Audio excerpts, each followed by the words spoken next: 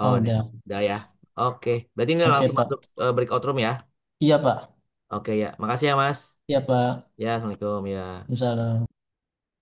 Tadi saya eh request untuk record dulu biar ada rekamannya ya.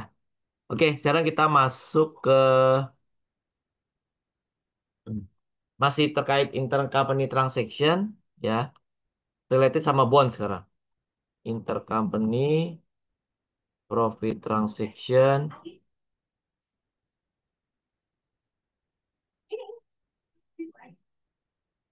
bonds ya, terkait dengan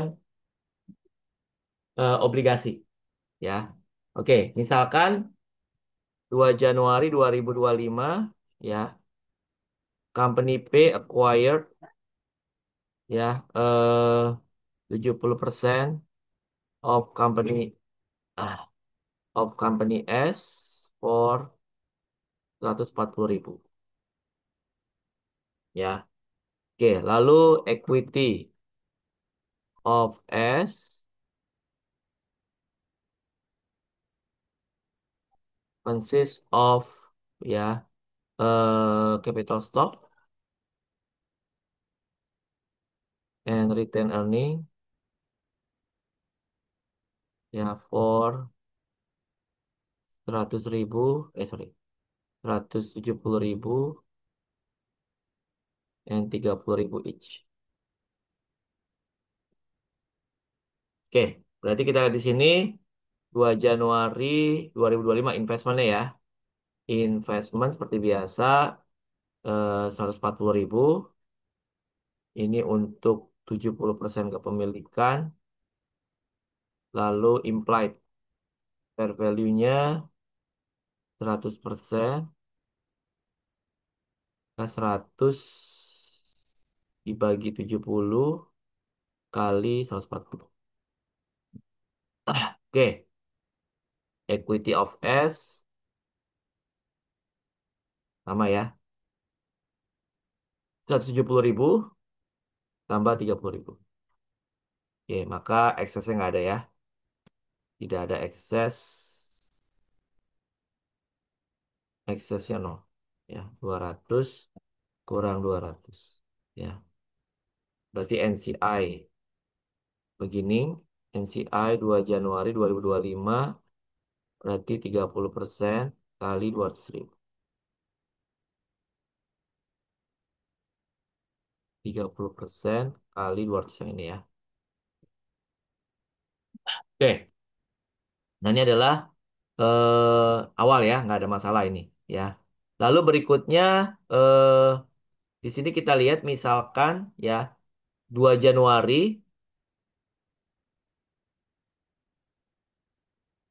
di tanggal yang sama 2025 company S ya misalkan issued bonds payable ya.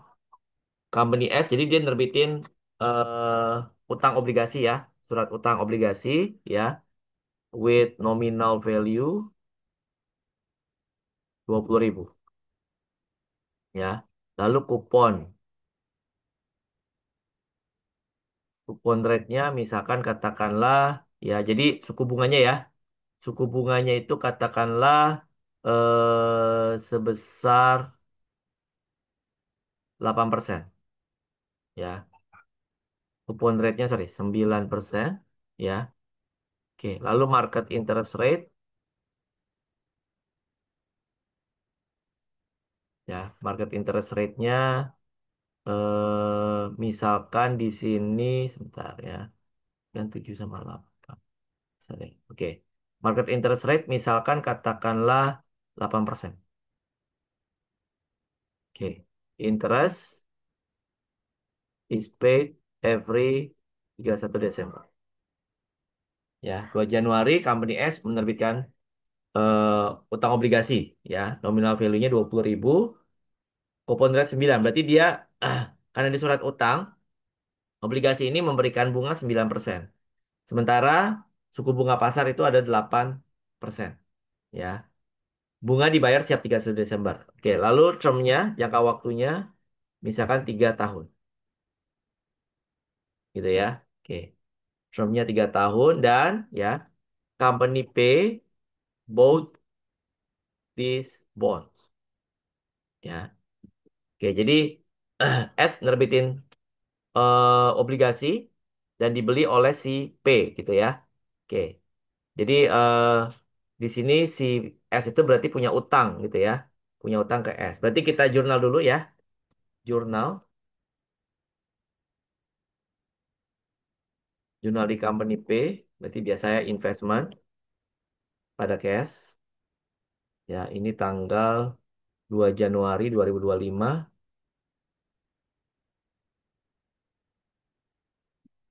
Oke. Investment pada cash ya. Senilai berapa tadi investmentnya dia? Investment 140 ya. Oke. Oke, lalu di tanggal yang sama.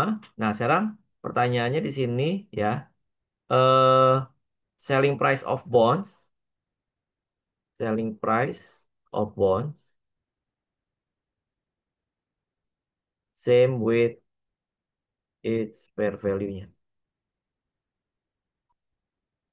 Jadi harga jual bondsnya sama dengan fair value-nya. Nah, sekarang kita tentukan dulu ya, berapa nilai wajar dari bonds ini ya. Berarti caranya itu adalah ya nilai wajar dari bondsnya. Ah, itu nanti menjadi harga jual ya. Oke. Nah, di sini kan bonds ini menawarkan bunga berapa? 9%. Sementara suku bunga rata-rata di pasar 8. Ya, jadi artinya investasi di tempat lain atau surat berharga di tempat lain gitu ya, memberikan suku bunga rata-rata 8%. Sementara dia ngasih bunga 9. Berarti obligasi yang diterbitkan oleh S ini lebih menarik gitu ya. Karena dia menawarkan suku bunga yang lebih tinggi. Nah, berarti di sini kita akan eh, apa tentukan berapa nilai wajarnya atau harga jualnya. Kita kan sekarang di tanggal 2 Januari 2025 ya. Nanti ada pembayaran bunga ya 31 Desember 2025. Nanti ada pembayaran bunga lagi 31 Desember 2026 ya. Nanti ada pembayaran bunga lagi 31 Desember 2027. Jatuh tempo ya. 25, 26, 27. Nah, di sini bunga yang akan dibayar adalah 9% kali 20.000. Ah,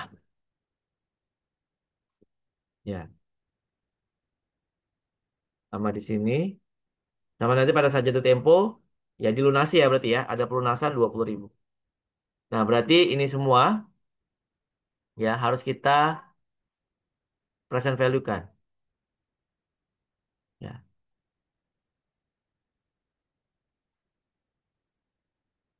Nah, ini kita present value kan ya.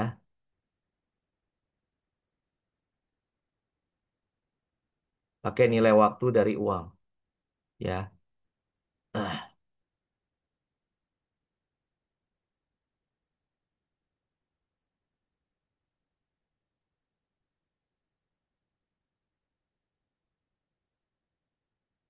Jadi kan ini semuanya nilai future value ya. Nilai kayak misalkan kalian kalau parkir mobil di mall atau motor gitu ya. Sejamnya itu 5.000. Ya berarti nanti 5 tahun lagi mungkin sejamnya itu nggak 5.000 tapi 15.000 gitu ya. Maka nilai 15.000 di 5 tahun akan datang itu sama dengan nilai sekarangnya 5.000. Ya, nah ini juga sama. Berarti kan 1.800 ini kan nilai masa depan. Nah itu setara dengan nilai uang berapa sekarang? 1.800 di 2 tahun lagi setara dengan uang berapa sekarang? 1.800 di 3 tahun lagi setara dengan uang berapa sekarang? 20.000 3 tahun lagi setara dengan uang berapa sekarang? Gitu ya. Oke, berarti pakai konsep nilai waktu dari uang ya. Berarti kita buat tabelnya ya.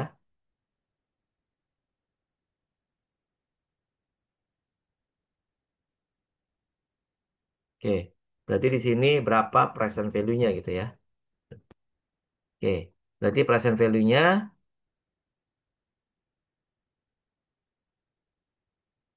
kita buat pakai rumus ya. Ini berarti tanggal. Ini kan cash flow-nya atau interest ya. Ini cash flow-nya. Oke. Terus di sini kan tadi tanggal 2 Januari 2025, lalu 31 Desember 2025, 31 Desember 2026, 31 Desember 2027. Oke. Di sini kan ada bunga berapa? 1.800. Ya, bunga yang pertama, bunga yang kedua 1.800, lalu yang ketiga ada 1.800 tambah 20.000 gitu kan. Oke. Atau ini dulu aja ya, 1.800. Maka present value dari bunga berapa? Ya. Berarti di sini kita pakai R. R-nya pakai yang suku bunga pasar berarti. Suku bunga pasarnya berapa? 8%. Nah, jadi kalau untuk menentukan nilai wajar menggunakan suku bunga pasar ya, 8%, 8%. Ya. Maka di sini pakai pangkat nanti ya. Ini pangkatnya pangkat 1, pangkat 2, pangkat 3. Karena ini kan setahun yang akan datang, 2 tahun akan datang, 3 tahun akan datang. Berarti pakai pangkat 1, 2, 3, maka present value-nya dapatnya dari mana? Langsung aja di sini berarti 1.800 dikali atau dibagi 1 tambah 8%, ya, pangkat 1. Nah, itu dapat. Berarti nilai 1.800 tahun akan datang, nilai sekarangnya adalah 1.667. Begitu seterusnya ya. Nah, berarti ini present value dari nominal ya.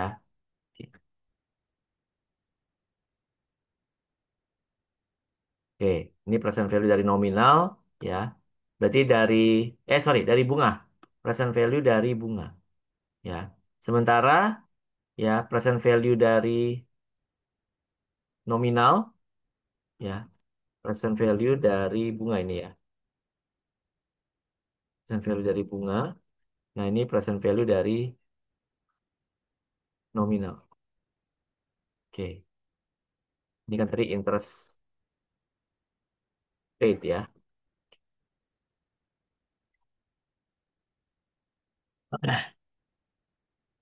Nah, kalau present value dari nominal,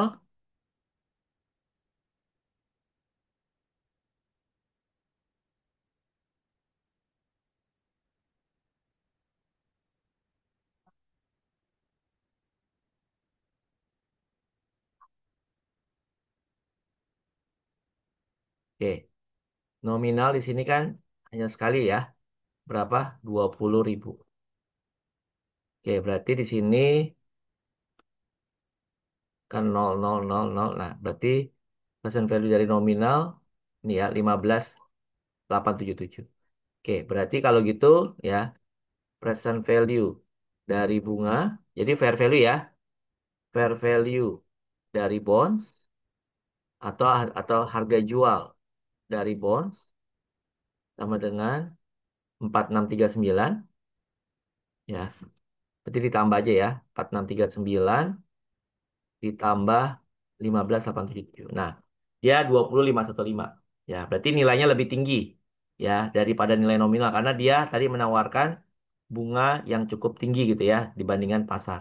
Berarti di sini ya dia akan beli di sini berarti investment in bonds pada cash. Ya, dia catat 20.515. Sementara company S di sini dia akan catat cash berarti ya. Cash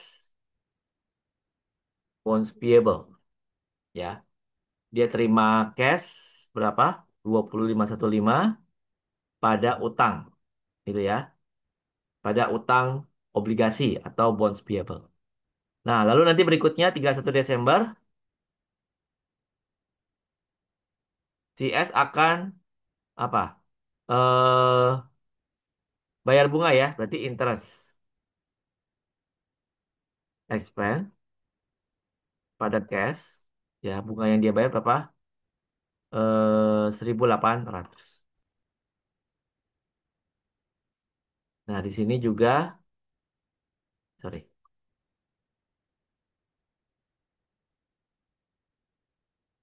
interest expense pada cash.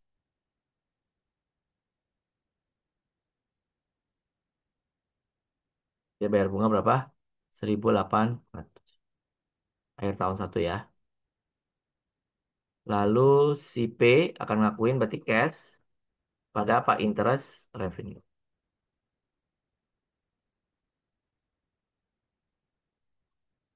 Nilai sama ya, 1008. Nah, itu ya. Nah, ini adalah jurnal yang dilakukan oleh S dan P. Ya. Oke, jadi untuk lanjutannya nanti ya, berarti nanti kita harus melakukan yang namanya amortisasi. Tapi itu nanti minggu depan saja ya.